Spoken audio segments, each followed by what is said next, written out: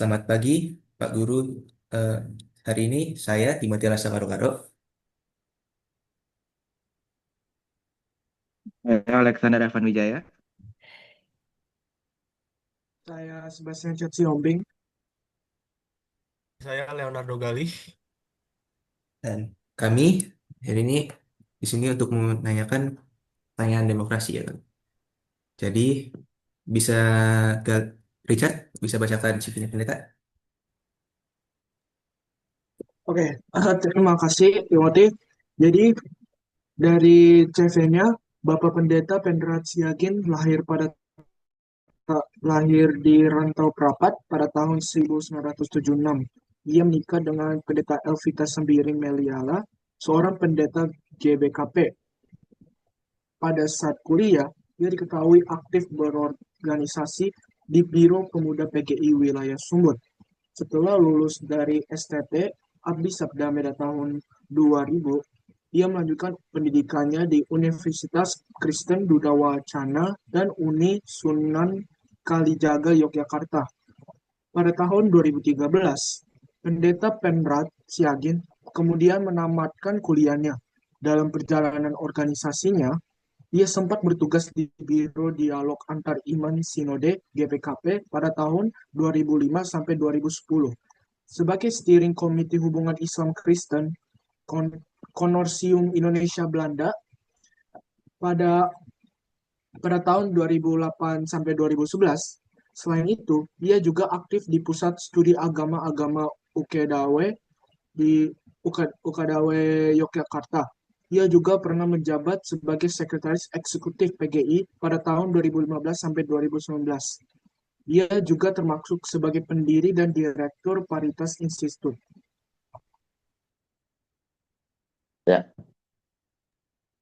Baik, pendeta, eh, saya akan menanyakan pertanyaan yang pertama. hmm. Menurut Pak Pendeta, bagaimana pandangan Anda terhadap kualitas demokrasi Indonesia saat ini dan apakah demokrasi kita masih mewakili suara rakyat atau hanya diwakili oleh elit politik? Langsung ya. Ya, demokrasi kita saat ini sebenarnya semakin membaik ya dari era sebelumnya, era yang disebut dengan Orde Baru. Jadi pasca reformasi, demokrasi kita sudah semakin baik. Nah, namun akhir-akhir ini, demokrasi itu kan di Indonesia dikenal dengan demokrasi keterwakilan. Jadi ada perwakilan-perwakilan rakyat di parlemen atau di yang disebut dengan dewan ya, dewan perwakilan baik di daerah, di kabupaten, kota, provinsi sampai ke pusat. Nah, sampai di situ sebenarnya cukup baik ketika para anggota dewan ini menyampaikan sebagai aspirasi ya, menyampaikan aspirasi-aspirasi masyarakat. Nah, kalau ditanya kemudian sekarang bagaimana demokrasi kita masih sampai sekarang secara prinsipnya masih berjalan baik ya. Semua orang punya hak pada hak-hak kewargaan yang disebut dengan hak kewargaan dan tidak ada yang boleh yang eh, apa eh, mengambil hak-hak kewargaan itu gitu.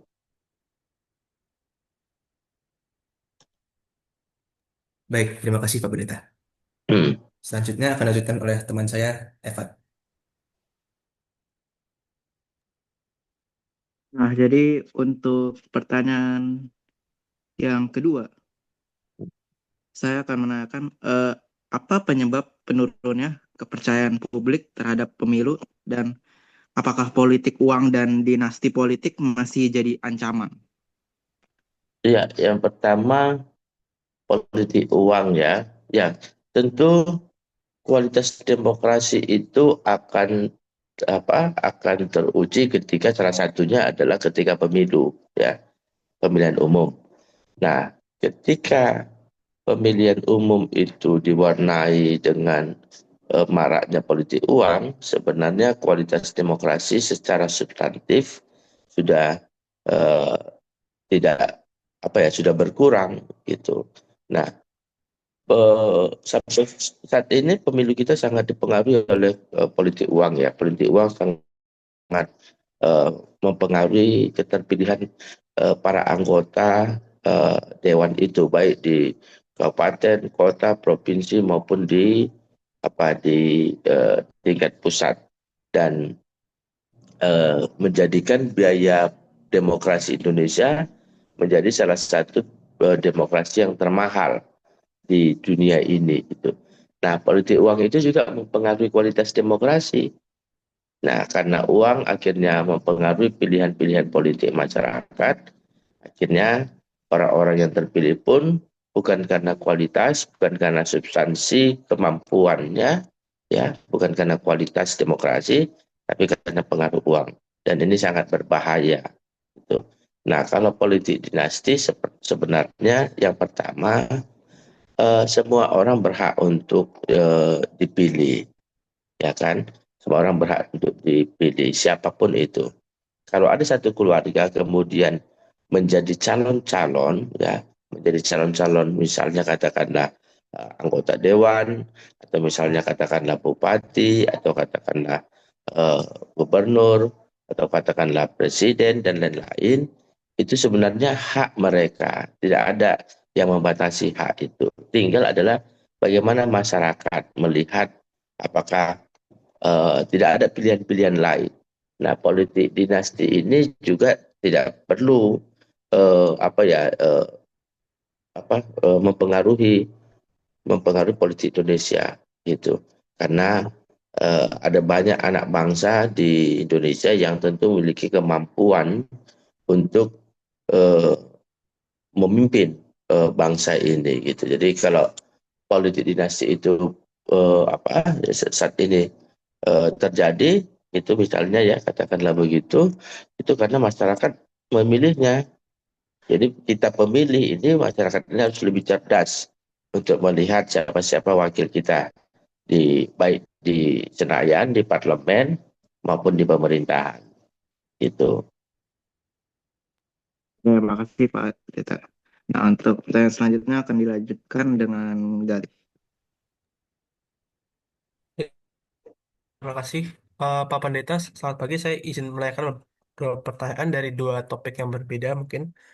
Menurut Bapak, sejauh mana rakyat itu benar-benar dilibatkan dalam pembuatan kebijakan publik, Pak? Ya, kalau dari peraturan perundang-undangannya, seharusnya masyarakat itu terlibat di setiap tahapan ketika kebijakan-kebijakan publik itu diambil, ya, misalnya membuat undang-undang, ya, atau mengeluarkan kebijakan-kebijakan peraturan di tingkat pusat, di daerah juga.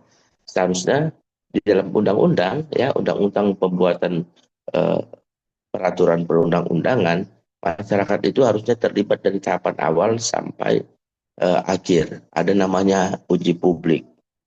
Uji publik itu adalah untuk eh, memastikan masyarakat itu terlibat dalam kebijakan-kebijakan itu. Namun realitasnya, kenyataannya sering tidak terjadi hal yang seperti itu. Masyarakat diabaikan atau tidak disertakan dalam pengambilan keputusan publik itu. Itu kenapa akhirnya banyak terjadi demo kan? Karena apa? Karena masyarakat tidak tahu peraturan itu sudah muncul. Karena tidak ada di LIB tadi. Walaupun peraturannya ada, tapi kenyataannya sering tidak seperti peraturannya. Itu. Oke, baik. Terima kasih, Pak. Untuk pertanyaan kedua dari saya itu mengenai tentang kebebasan sipil dalam bermedia. Mungkin saya ingin apa ya, istilahnya meminta pendapat Bapak atau tanggapan Bapak Pendeta terkait pembatasan kebebasan sipil dalam menggunakan media akhir-akhir ini, Pak. Ya, jadi media ini kan baik ya, baik. Tapi banyak masyarakat kita yang tidak cerdas ketika mendapatkan informasi dalam bermedia. Itu kenapa sekarang kan disebut dengan era post-truth, tahu ya, post-truth. Kebenaran itu akhirnya ya ditentukan oleh bagaimana opini dibentuk, bukan karena benar. Jadi hoax pun kadang dianggap benar Karena opini yang dibentuk itu mempengaruhi semua kepercayaan masyarakat. Itu disebut dengan post-truth. Nah, pembatasan di Indonesia terkait bermedia itu ada di beberapa undang-undang. Salah satu namanya Undang-Undang ITE, ya kan? Undang-Undang ITE yang membatasi masyarakat untuk memakai atau melakukan pencemaran-pencemaran nama baik melalui media-media sosial. Nah, eh, yang pertama seharusnya masyarakat tidak boleh dibatasi dalam mengaspirasikan pendapat dan opininya.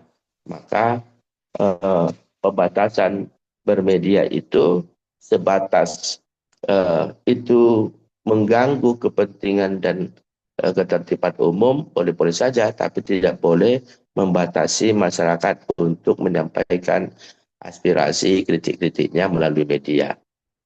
Itu. Baik, terima kasih Pak Pendeta. Untuk pertanyaan berikutnya dari teman saya Richard. Silakan Richard. Oke, terima kasih Gali. Jadi ini berdasarkan dari dua topik. Yang topik pertama, bagaimana bagaimana Bapak melihat peran generasi muda dalam demokrasi? Lalu, jika bisa mengubah satu hal dalam sistem demokrasi Indonesia, apa dan mengapa?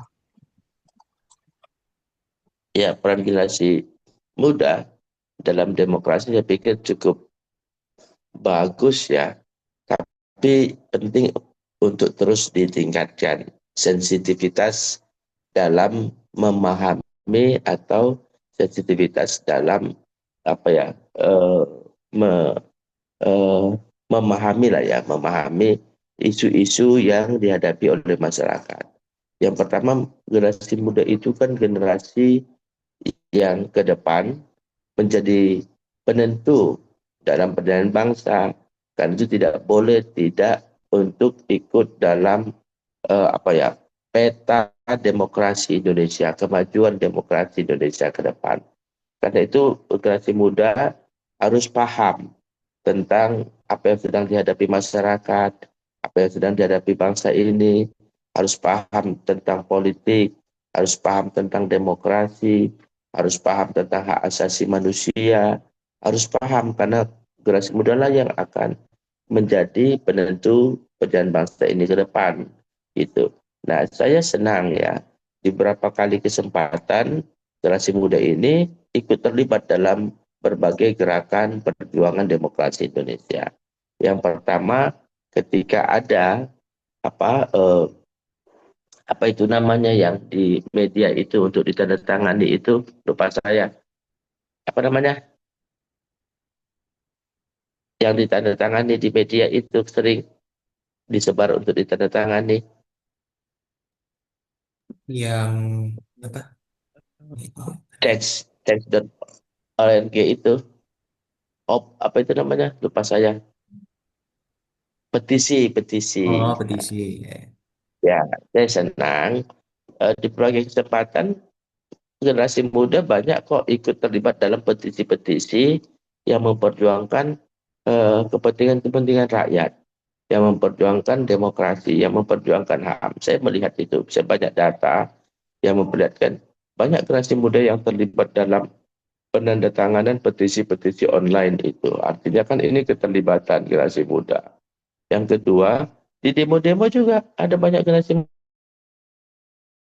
muda kan yang masih yang demonstrasi untuk menyampaikan pendapatnya, untuk menyampaikan aspirasinya tentang isu-isu yang dianggap sangat menindas atau sangat tidak pro rakyat, atas kebijakan-kebijakan yang tidak pro rakyat. Jadi banyak generasi muda mahasiswa. Nah, demonstrasi itu jangan dianggap salah. Itu adalah cara menyampaikan pendapat yang sah yang dilindungi oleh undang-undang, tapi harus berjalan dengan damai. Itu. Jadi banyak saya melihat ada banyak diskusi-diskusi politik, diskusi-diskusi soal hak asasi manusia, diskusi-diskusi soal demokrasi yang dilakukan oleh anak muda. Jadi generasi muda saya saya dorong dan saya harus terlibat memang untuk kemajuan bangsa ini ke depan. Baik Pak Pendeta. Oke, Untuk pertanyaan terakhir, apakah demokrasi masih sistem terbaik bagi Indonesia? Lalu, apa saja pesan bagi masyarakat agar tetap kritis dan juga optimis terhadap demokrasi tersebut? Ya, tentu ya, demokrasi menjadi pilihan terbaik bagi bangsa Indonesia untuk menjalankan pemerintahan berbangsa dan bernegara. Karena dalam demokrasi ya ada ada keseimbangan antara eksekutif ya pemerintah, antara yudikatif yaitu bidang eh, pengadilan atau kehakiman, antara legislatif eh, eh, perwakilan rakyat atau masyarakat. Jadi itu yang paling ideal bagi bangsa ini. Hanya saja jangan sampai yang pertama ada kelompok baik pemerintah, baik eh, judikatifnya di ruang kehakiman yang memperlihatkan lebih berpengaruh, lebih kuat, lebih punya kewenangan dibanding yang lain dari tiga unsur tadi. Demokrasi itu berjalan baik kalau ketiga unsur itu mengalami keseimbangan gitu. Nah, yang kedua, demokrasi akan semakin berkualitas kalau masyarakat semakin mengambil partisipasi publiknya untuk kebijakan-kebijakan yang ada di tengah-tengah bangsa ini.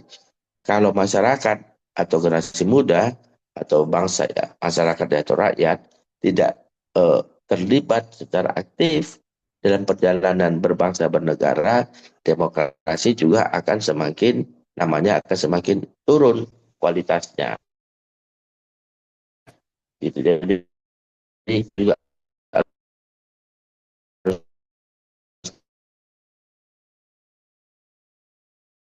terlibat aktif. Keterlibatannya bisa disampaikan melalui protes, disampaikan melalui masukan, disampaikan melalui demonstrasi dan lain-lain.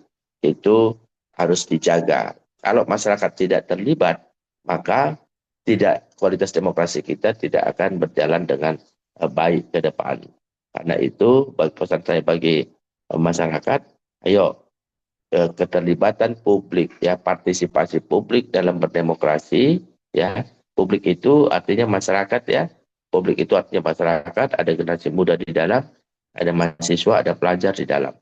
Tanpa keterlibatan atau partisipasi publik eh, dalam perjalanan demokrasi, maka demokrasi itu tidak akan berjalan dengan baik ke depan. Demokrasi harus dituntun, harus diarahkan untuk menjadi sebuah jalan kebijakan ya untuk yang pro rakyat, pro masyarakat itu mungkin. Oke, baik. Terima kasih Pak Pendeta. Ya, berarti sudah ya. Ya, baik. Sudah selesai, Pak. Terima kasih, Pak Pendeta. Oke, jadi Masih saya ya, boleh keluar ya. Ya, ya. terima kasih, Pak. Oke, Timothy, salam sama Bapak ya, sama Ya, Mak ya. oke, Pak. Ayo.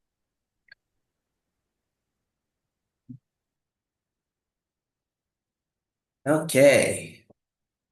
Matiin rekamannya. Hah? Oh ya, rekamannya. Oke.